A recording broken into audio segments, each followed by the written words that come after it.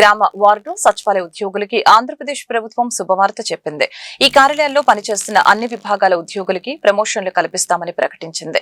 అదే సమయంలో గ్రామ వార్డు సచివాలయాల పేర్లను స్వర్ణ గ్రామం, స్వర్ణ వార్డు కార్యాలయాలుగా మారుస్తూ శాసన మండలిలో ప్రవేశపెట్టిన బిల్లుకు ఆమోదం లభించింది. బుధవారం శాసన మండలిలో ఈ బిల్లు ఆమోదం సందర్భంగా రాష్ట్ర స్వర్ణ గ్రామం, స్వర్ణ వార్డు శాఖ మంత్రి డోలా శ్రీ బాల వీరాంజనేయ స్వామి మాట్లాడారు. ఈ కొత్త కార్యాలయాల ద్వారా స్వర్ణాంధ్ర సాధనకు కృషి చేస్తామని, ప్రజలకు మరింత మెరుగైన సేవలు అందిస్తామని ఆయన స్పష్టం చేశారు. కూటమి పాలనలో పంచాయతీ వ్యవస్థను బలోపేతం చేస్తున్నామని డోలా తెలిపారు. గత వైసీపీ ప్రభుత్వం పంచాయతీలకు రావాల్సిన ఆర్థిక సంఘం నిధులను దారి మళ్లించిందని ఆరోపించారు. తాము ఆ నిధుల్ని విడుదల చేశామని తెలిపారు. ఆంధ్రప్రదేశ్ శాసన మండలిలో గత 2 రోజులుగా వాడివేడిగా చర్చ జరుగుతోంది. ఏపీ బడ్జెట్ సమావేశాల్లో భాగంగా మండలి సమావేశాలు కొనసాగుతూ ఉండగా తిరుమల లడ్డు వ్యవహారంపై చర్చకు పట్టుబట్టారు. ఈ క్రమంలో నిన్న తిరుమల లడ్డు వ్యవహారంపై వాడివేడి చర్చ జరగగా ఈ రోజు టీటీడీ చైర్మన్ బీఆర్ నాయుడిని తొలగించాలని డిమాండ్ చేస్తూ మండలిలో వైసీపీ సభ్యులు వాయిదా తీర్మానం ఇచ్చారు. దీనిపై వెంటనే విచారణ చేపట్టాలని డిమాండ్ చేస్తూ ఈ రోజు సభ ప్రారంభం కాగానే ఆందోళన చేపట్టారు.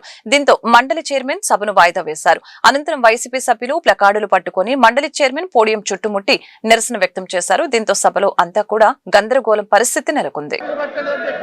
అప్పుడే ఎందుకు చేయాలి అధ్యక్ష? వీళ్ళ పాపాలన్నీ చెప్పాలి కదా అధ్యక్ష. చాలా సమయం పడుతుంది అధ్యక్ష. అధ్యక్ష ఇవాళ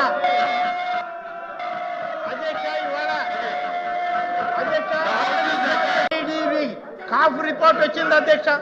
కాఫ్ రిపోర్ట్ లో సోయాబీన్, సన్ఫ్లవర్, ఆలివ్ ఆయిల్, అలాగే వీట్, మైస్, ఇటువంటి cotton seed, fish oil, coconut, palm oil, palm kernel oil, palm and beef tallow lard అనేటువంటి ఈ మిశ్రమాల కలయిక ఇందులో ఉంది అని చెప్పి ఎన్డీడీబీ రిపోర్ట్ రావడం జరిగింది అధ్యక్ష.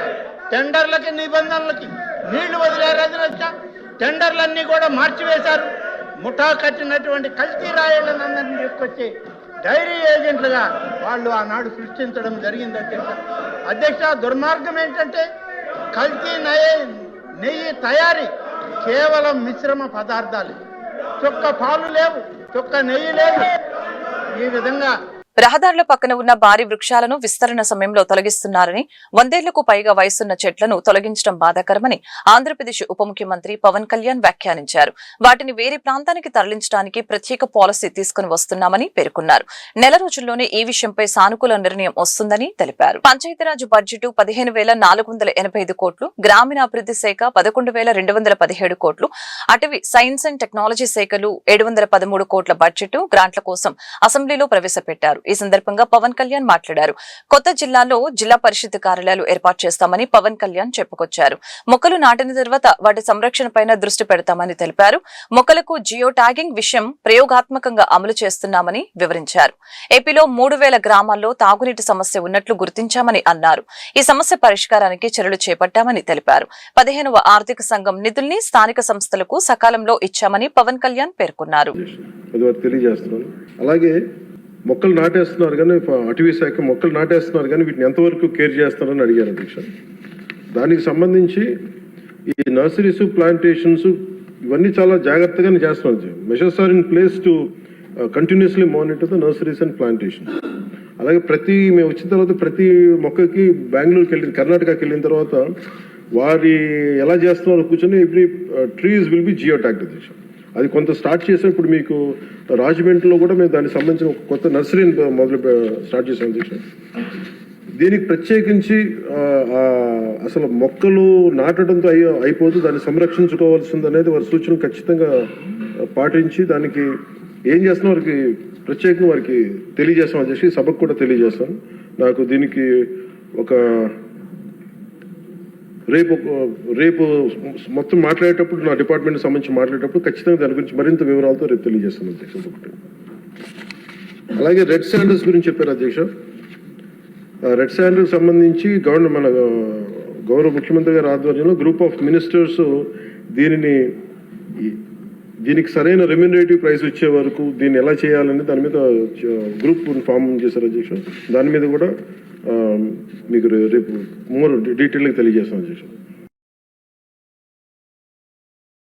అలాగే రీస్ట్రక్చరింగ్ ఆఫ్ పంచాయత్స్ గురించి ఏదన్నా కేసులు ఉన్నాయా అని అడిగారు కోర్ట్స్లో. వాటికి సంబంధించి ఎలాంటి కేసులు లేవు అధ్యక్ష. ఇది మేము అలాగే జల్ జీవన్ మిషన్కి సంబంధించి అధ్యక్ష మీరందరూ మా దృష్టికి తీసుకొచ్చినాయి కాబట్టి ఒకసారి ప్రజలకు కూడా మీ ద్వారా తెలియజేస్తున్నాం. ఇది మల్టీ విలేజ్ స్కీమ్స్ దాదాపు మనకి గత ప్రభుత్వంలో ఉన్నప్పుడు 3 వాళ్ళు అరాకొరగా చేసి వదిలేశారు అధ్యక్ష. వాటిని మనం వచ్చి పూర్తి చేసాం. అలాగే మనం ఒక 5 ప్రాజెక్ట్స్ని మనం మల్టీ విలేజ్ స్కీమ్స్ని స్టార్ట్ చేసాం. ఇంకొక 7ని నిన్ననే అప్రూవల్ చేయడం జరిగింది అధ్యక్ష. ఇవన్నీ కాకుండా ప్రత్యేకించి అసలు గొంతెండిపోతున్న గ్రామాలని ఒక 3000 గ్రామాలను ఐడెంటిఫై చేసాం అధ్యక్ష. ఆ 3000 గ్రామాలకి మన ఆర్థిక వనరులు సహకరించినప్పటికీ కూడా దాన్ని ప్రత్యేకించి నిన్న ఉన్నతాధికారులందరితో కూర్చొని ప్రిన్సిపల్ సెక్రటరీ గారితో కూర్చొని కూడా దీని మీద చాలా లోతైన చర్చ జరిగింది అధ్యక్ష. దాని గురించి కూడా మీకు చాలా డీటెయిల్గా రేపు ఏం చేస్తున్నాం ఎలా చేస్తున్నాం అని మీకు సమగ్రంగా తెలియజేస్తాను. అలాగే 15th ఫైనాన్స్ కమిషన్ సంబంధించిన అన్ని నిధులు కూడా ఇన్ టైం మేము రిలీజ్ చేసాం అధ్యక్ష. అలాగే జిల్లా పరిషత్ కింద మళ్ళీ ఒక మాట చెప్తున్నాను, ఖచ్చితంగా నెక్స్ట్ వచ్చే ఎలక్షన్స్ లోపు ఇవన్నీ. విజయవాడ ఇంద్రకీలాద్రిపై మరొక కీలక ఘట్టానికి రంగం సిద్ధమైంది. ప్రతి 12 ఏళ్లకు ఒకసారి నిర్వహించి మహాకుంభాభిషేకాన్ని ఈ నెల 6 నుంచి 8 వరకు నిర్వహించడానికి ఏర్పాట్లు పూర్తయ్యాయి. ఈ కుంభాభిషేక మహోత్సవంతో నగరంలో ఆధ్యాత్మిక వాతావరణం నెలకొననుంది. 6న యాగశాల ప్రవేశం నుంచి క్రతువు మొదలవుతుంది. 8న ఉదయం 9:34 మేషలగ్నంలో కనకదుర్గమ్మ ప్రధాన ఆలయ గోపురానికి 3 సముద్రాలు 12 పవిత్ర నదుల జలాలను కుంభాలతో తీసుకువచ్చి అభిషేకం చేస్తారు. దీనికోసం అరేబియా, బంగాళాఖాతం, హిందూ మహాసముద్రాలతో పాటు కృష్ణ, గోదావరి, గంగా, యమున, కావేరి, పెన్న, వంశధార, బ్రహ్మపుత్ర తదితర నదుల నుంచి సేకరించిన జలాలు గురువారం రాత్రికి విజయవాడకు చేరుకుంటాయి. వాటిని కుంభాల్లో పోసి యాగశాలలో ఉంచుతారు. చివరి రోజున పూర్ణాహుతి పూర్తయిన తర్వాత ఈ జలాలతో అమ్మవారి ప్రధానాలయ శిఖరాన్ని అభిషేకిస్తారు. ఇందుకోసం ఆలయం చుట్టూ పంజరా ఏర్పాటు చేస్తారు. పీఠాధిపతులు ప్రభుత్వ పెద్దలను మాత్రమే పరంజా పైకి అనుమతిస్తారు. అమ్మవారిని దర్శించుకోవటానికి వచ్చే భక్తుల కోసం ప్రత్యేకంగా LED స్క్రీన్స్ ని ఏర్పాటు చేసి మొత్తం క్రతువుని ప్రత్యక్ష ప్రసారం చేస్తున్నారు. 500 రూపాయల టికెట్ ని తాత్కాలికంగా రద్దు చేస్తారు. అన్ని క్యూ లైన్ల నుంచి భక్తులు ఉచితంగా దర్శనాలు చేసుకోవచ్చు. కుంభాభిషేకానికి భక్తులు పెద్ద సంఖ్యలో తరలి వచ్చే అవకాశాలు ఉన్నందున ఘాట్ రోడ్ లోని ఓం మలుపు నుంచి దర్శనానికి క్యూ లైన్ ఏర్పాటు చేస్తున్నారు. రోజుకి సుమారు 1,00,000 మంది వరకు భక్తులు వస్తారని అధికారులు అంచనా వేస్తున్నారు. కుంభాభిషేకం చివరి రోజు ఆదివారం ఈ సంఖ్య మరింత పెరుగుతుందని భావిస్తున్నారు. మహిళా సాధికారత అనేది కేవలం బయట నుంచి వచ్చే సహాయం కాదని, అది అంతరాత్మలో మొదలయ్యే ధైర్యమని రాష్ట్ర sports authority vice chairman and managing director S Bharani తెలిపారు. స్వీయ విశ్వాసంతో కలల్ని సాధించుకునేందుకు ప్రయత్నించాలని, ఇతరుల మాటల ప్రభావానికి గురై లక్ష్య సాధన విరమించుకోకూడదని విద్యార్థినులకు సూచించారు. మహిళా సాధికారత అనేది కేవలం బయట నుంచి వచ్చే సహాయం కాదని, అది అంతరాత్మలో మొదలయ్యే ధైర్యమని రాష్ట్ర sports authority vice chairman and managing director S Bharani తెలియజేశారు. అంతర్జాతీయ మహిళా దినోత్సవం సందర్భంగా గురువారం KPN college UGC women studies centre ఆధ్వర్యంలో నిర్వహించిన ఈ కార్యక్రమంలో భరణి ముఖ్య అతిథిగా పాల్గొన్నారు. ఆమె మాట్లాడుతూ ఆత్మవిశ్వాసమే మహిళా సాధికారతకు పునాదిగా నిలుస్తుందని చెప్పారు. స్వీయ విశ్వాసంతో కలల్ని సాధించుకునేందుకు ప్రయత్నించాలని, ఇతరుల మాటల ప్రభావానికి గురై లక్ష్య సాధన విరమించుకోకూడదని విద్యార్థులకి సూచించారు. అంతరాత్మ సంతోషమే అసలైన విజయమని చెబుతూ తన విద్యార్థి దశ నుంచి ఎదుర్కొన్న కష్టాలు, తనకు తానుగా ధైర్యం చెప్పుకుంటూ సివిల్ సర్వీసెస్ కు ఎంపికైన విధానాన్ని స్ఫూర్తివంతంగా వివరించారు. ఇంట్లో ఉండి చదువు అనే మాట నుంచి బాలికల్ని పరిమితులు విధించడం ప్రారంభమవుతుందని, ఆ దశ నుంచే బాలికలు తమకంటూ ప్రాధాన్యత తామే ఇచ్చుకుంటూ తమ అభిప్రాయాలను స్వేచ్ఛగా ప్రకటించుకోవాలని, అప్పుడే తాము కన్న కలలు తీర్చుకునే మార్గం ఏర్పడుతుందని తెలియజేశారు. ప్రిన్సిపల్ డాక్టర్ జి కృష్ణవేణి మాట్లాడుతూ నిరాశ, నిస్పృహ ప్రతి జీవితంలో సాధారణంగా ఉంటాయని, స్వీయ చైతన్యంతో వాటిని నియంత్రించుకుంటూ లక్ష్య సాధన కోసం శ్రమించాలని తెలిపారు. హిందూ హై స్కూల్స్ కమిటీ పరిపాలనాధికారి డాక్టర్ వి నారాయణరావు మాట్లాడుతూ తమ విద్యా సంస్థల్లో అధిక భాగం మహిళలే నిర్వహిస్తున్నారని తెలియజేశారు. అలాగనే ఫిజిక్స్ లెక్చరర్ పి మౌనిక ఆధ్వర్యంలో నిర్వహించిన స్పాట్ లైట్ కార్యక్రమంలో విద్యార్థినులు అడిగిన ప్రశ్నలకు భరణి ప్రేరణాత్మకమైన సమాధానాలు చెబుతూ విద్యార్థుల్ని ఉత్తేజపరిచారు. మహిళా దినోత్సవం సందర్భంగా నిర్వహించిన వివిధ పోటీల విజేతలకు బహుమతులు అందజేశారు. Women studies centre convener Gauthamidevi, G Seetharatnam, Vanamadevi తదితరులు పాల్గొన్నారు. సందర్భంగా ఇన్ అడ్వాన్స్ సెలబ్రేషన్స్ అనేది జరుగుతుంది. It is always a happy moment అని చెప్పాలి. విమెన్ని అప్రిషియేట్ చేయడం, విమెన్ ఇన్స్పిరేషన్గా ఉన్న రోల్ మోడల్స్ని అప్రిషియేట్ చేయడం, వాళ్ళ గ్రోత్కి మనం ఎంతకెంత మనం ఈ సొసైటీ నుంచి అప్రిషియేషన్ ఇస్తున్నామో అంతకంతకు మన విమెన్ ఎంపవర్మెంట్ అనేది ఉంటుంది. ఎప్పుడు కూడా ఒకటి చెప్తారు, వెన్ విమెన్ ఇస్ ఎడ్యుకేటెడ్ ఆ మొత్తం సొసైటీ అనేది డెవలప్ అవుతుంది. సో ఈరోజు ఇక్కడ కేబిఎన్ కాలేజ్లో జరుగుతున్న ఇంటర్నేషనల్ విమెన్స్ డేలో ఇన్ని మహిళల్ని చూస్తున్నప్పుడు it gives me immense pride అని చెప్పాలి. సో ఈ fraternity women as such over generations ఎన్నో ఫ్యాక్టర్స్ వల్ల ఉన్న డిఫికల్టీస్ అన్నీ కూడా దాటి ఎన్నో డైవర్సిఫైడ్ ఫీల్డ్స్లో అచీవ్మెంట్స్ అనేది ఇప్పుడు చూస్తున్నాం. బట్ అలా అచీవ్ చేస్తున్న వాళ్ళకి ఇంకా ఒక హ్యాండ్ హోల్డింగ్ అనేది అవసరం, ఇంకా కూడా వాళ్ళని మోటివేట్ చేయడం అనేది చాలా అవసరం. వాళ్ళకి ఇంకా ఈ వరల్డ్లో ఏమేం వాళ్ళు అచీవ్ చేయగలుగుతారు అనే దీనికి ఒక ప్లాట్ఫామ్ ఇవ్వడం అనేది ఈ సొసైటీగా మనందరికీ ఉన్న బాధ్యత.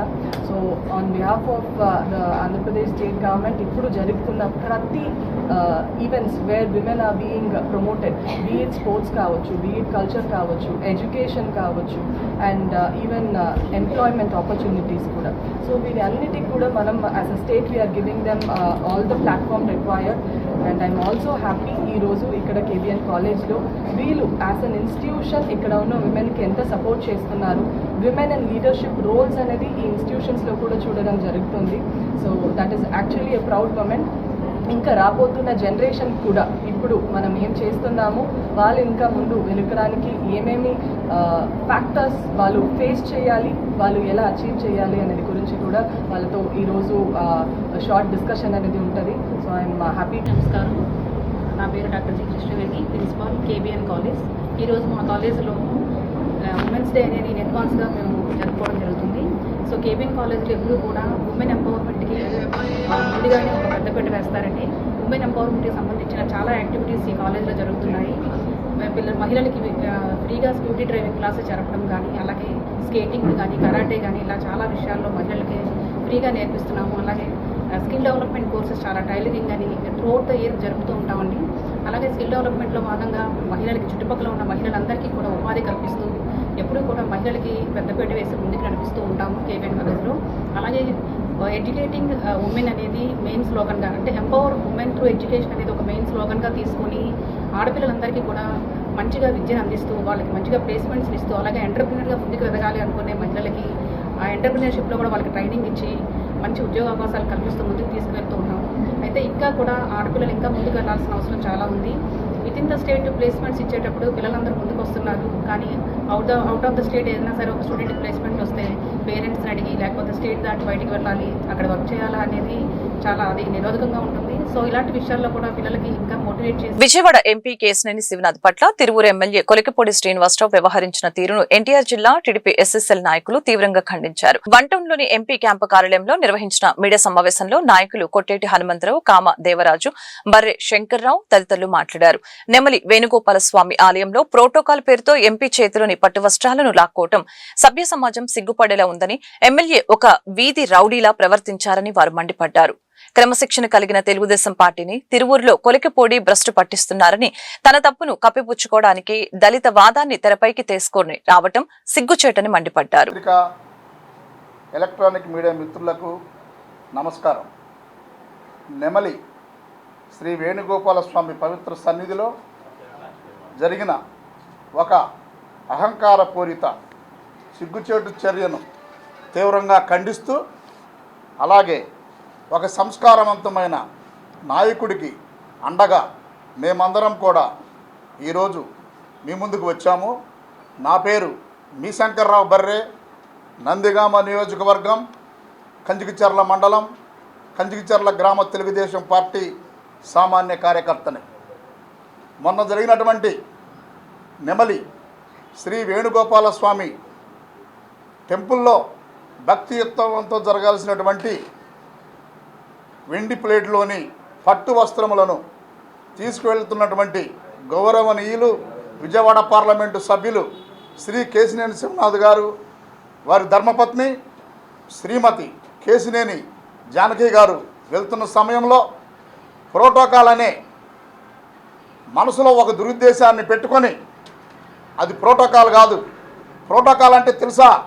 గౌరవనీయ తిరువూరు ఎమ్మెల్యే కొలికపూడి శ్రీనివాసరావు గారు, ప్రోటోకాల్ అంటే రాష్ట్ర గవర్నర్ మొదటి ప్రోటోకాల్, రెండవ ప్రోటోకాల్ రాష్ట్ర ముఖ్యమంత్రి వర్యులు, మూడవ ప్రోటోకాల్ యూనియన్ మినిస్టర్, నాలుగవ ప్రోటోకాల్ మెంబర్ ఆఫ్ పార్లమెంట్, ఐదవ protocol member of legislative assembly, ఆరో ప్రోటోకాల్ ఎమ్మెల్సీ.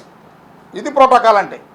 నీ కడుపులో దురుద్దేశం పెట్టుకొని గౌరవ రాష్ట్ర విజయవాడ పార్లమెంట్ సభ్యులు కేసినేని చిన్ని గారిపై మీరు దుర్భాషలాడారు. అదేవిధంగా ఈ విషయంగా నేను ఒకటి చెప్పదలుచుకుంటున్నాను. మీరు ప్లేట్లు లాక్కునేది, వెండి పళ్ళెంలో పట్టు వస్త్రము లాక్కొని మీరు మమ్ములను, మా దళితులను అవమానిస్తున్నారు, మా మనోభావాలను దెబ్బతీస్తున్నారు. మా యొక్క ఎస్సీ దళితుల్ని దేవాలయంలో అగ్రకులాల కమ్మ కులానికి చెందిన వారు మమ్మల్ని దేవాలయంలో అవమానపరిచారంటున్నారు. ఇక్కడ ఒకటి మీరు గమనించాలి, ఈ రాష్ట్రంలో అంటే నాయకుడిని పార్టీకి దూరం చేయాలని ఎలా అనుకుంటున్నావు వెలగపూడి శ్రీనివాసరావు గారు? తప్పయ్యా, నీకు రాజకీయ పరిజ్ఞానం లేదు. అసలు క్రమశిక్షణ అంటే ఏంటో నీకు తెలుసా? నీకు తెలియదు. ఎందుకంటే నేను ఎక్కడో నుంచి తీసుకొచ్చి తిరువూరులో నిన్ను పార్టీ సీట్ ఇస్తే అక్కడ ఉన్నటువంటి మహామహా నాయకులు, మాజీ మంత్రి జోహార్ గారు కానివ్వండి, దత్తు గారు కానివ్వండి, అలాగే ప్రేమరాజు గారు కానివ్వండి, మేకల రామారావు గారు కానివ్వండి, నారాయణరావు గారు కానివ్వండి, అక్కడ అంటూ ఎంతోమంది ఉన్నారు అక్కడ పోటీ చేయగలిగిన వ్యక్తులు. అటువంటి వ్యక్తులు కాదని నీకు ఇస్తే వాళ్ళందరూ కూడా కష్టపడి నిన్ను గెలిపించి పంపించారయ్యా. అది పార్టీ అంటే. పార్టీ యొక్క క్రమశిక్షణ అంటే అది. నీకేం తెలుసా ఆ క్రమశిక్షణ గురించి? నువ్వు అధిష్టానాన్ని ఎదురు తిరుగుతావు, ఎంపీని ఎదురు తిరుగుతావు, నీ అబ్బ సొత్తు అనుకున్నావు. పార్టీ అంటే క్రమశిక్షణగా ఉండాలి. పార్టీ కోసం ఏ త్యాగం చేసిన వాడే అక్కడ ఉన్న. విజయవాడ పశ్చిమ నియోజకవర్గంలో ఏర్పాటైన వి కన్వెన్షన్ విజయవాడ వాసుల అవసరాలకి ఎంతో ఉపకరిస్తుందని మంత్రి కొల్లు రవీంద్ర తెలియజేశారు. వివాహాది శుభకార్యాలు, ఇతర ఫంక్షన్లు నిర్వహించుకునేందుకు అందరికీ అందుబాటులో ఏర్పాటు చేసిన నిర్వాహకుల్ని ఆయన అభినందించారు. రాజధాని నగరమైన విజయవాడకు ఇలాంటి వేదికలు మరిన్ని అవసరమని ఆయన అభిప్రాయపడ్డారు. విజయవాడ పశ్చిమ నియోజకవర్గం మిల్క్ ప్రాజెక్టు సమీపాన గల ఫంక్షన్ హాల్ ను అన్ని హంగులతో ఆధునీకరించి అభివృద్ధి చేశారు. వి కన్వెన్షన్ పేరిట ఏర్పాటైన ఈ హాల్ ను రాష్ట్ర ఎక్సైజ్ శాఖ మంత్రి కొల్లు రవీంద్ర, ఎంపీ కేశినేని శివనాథ్ తో కలిసి ప్రారంభించారు. అనంతరం పూజా కార్యక్రమాలలో పాల్గొన్నారు. ఈ సందర్భంగా వారు మాట్లాడారు. విజయవాడ లాంటి నగరంలో ఈవెంట్లు, ఫంక్షన్లు, వివాహాది శుభకార్యాలు నిర్వహించుకునేందుకు ఇలాంటి వేదికలు ఎంతో అవసరమని అభిప్రాయం వ్యక్తం చేశారు. ఈ కార్యక్రమానికి హాజరైన మాజీ మంత్రి వెల్లంపల్లి శ్రీనివాసరావు, నగరం మేయర్ రాయన భాగ్యలక్ష్మి తదితరులు మాట్లాడారు.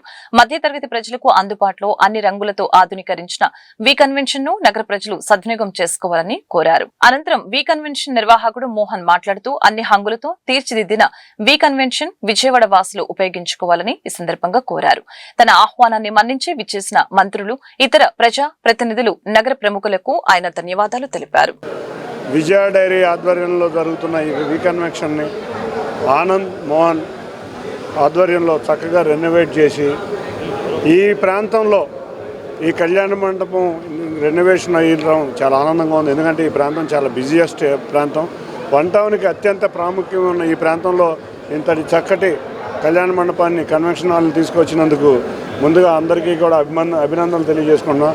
అదేవిధంగా దీన్ని సపోర్ట్ చేసిన విజయ డైరీ యాజమాన్యం ఆంజనేయులు గారికి, ఎండీ గారికి, అందరికీ కూడా విజయవాడ నగరంలో మరొక కన్వెన్షన్ సెంటర్ తీసుకొచ్చినందుకు వారికి కూడా ధన్యవాదాలు తెలుపుకుంటాం. తప్పకుండా ఇక్కడ ఎక్కువ మంది మధ్యతరగతి, బిలో మధ్యతరగతి ప్రాంతం నివసించే ఈ ప్రాంతంలో చక్కటి సౌకర్యాలతో అందరికీ కూడా ఇటువంటి సౌకర్యం కల్పించిన నిర్వాహకులందరికీ కూడా కంగ్రాచులేషన్స్ తెలియజేసుకుంటున్నాం. విజయవాడ వన్ టౌన్లో పాల ఫ్యాక్టరీ కళ్యాణ మండపం మరి అత్యంత అధునాతకంగా దీన్ని తిరిగి తయారు చేసి పునఃప్రారంభించుకోవడం జరుగుతోంది.